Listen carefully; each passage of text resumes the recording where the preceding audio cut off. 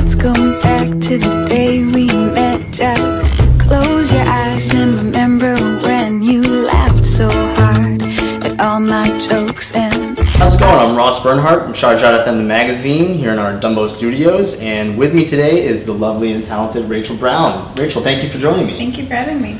So the first thing I want to talk about, I saw you a couple months ago, and it was introduced to the fact that you have no formal training before you got into this. Yes. That seems so hard to believe because you're so good. What was that process like? How difficult was it to teach yourself all that kind of stuff? And do you think there was an advantage almost to kind of the self-taught approach? It wasn't so difficult, only that I just really wanted to do it. So everything I learned was because I was motivated to. So I was excited about everything.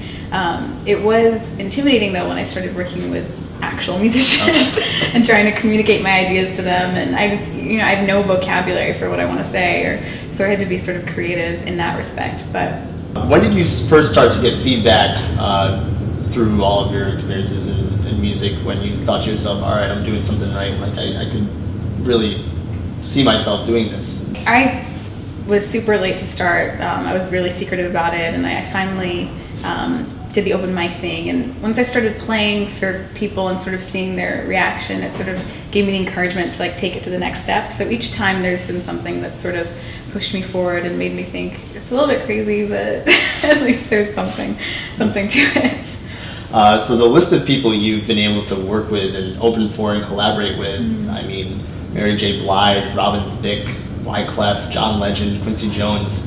What were those experiences like, and what were you able to take from those? They were all crazy.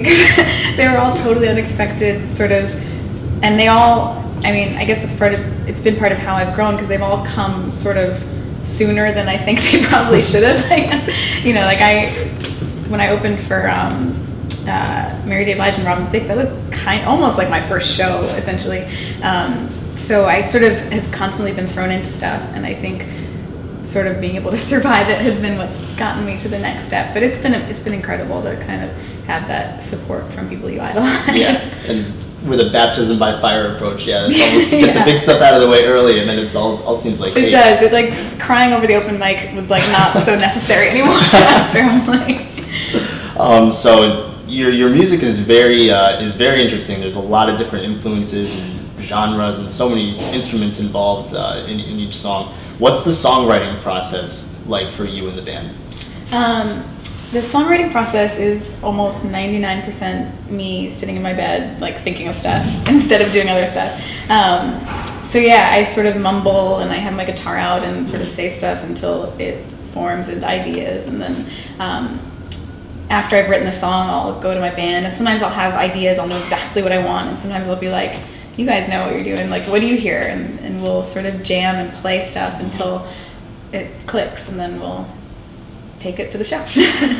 Very cool, yeah. So your debut EP, Building Castles, came out right around that time too. What kind of feedback have you heard from that? It's been great. It was so exciting to finally release it, because I've never put out anything that was sort of my music fully realized. So I've been waiting a long time to get that out there, and the feedback has been really nice. I got a lot of cool tweets and people buying it and telling me how much they enjoy it, so I've been thrilled. That's awesome. And so finally, what's next for you in 2013?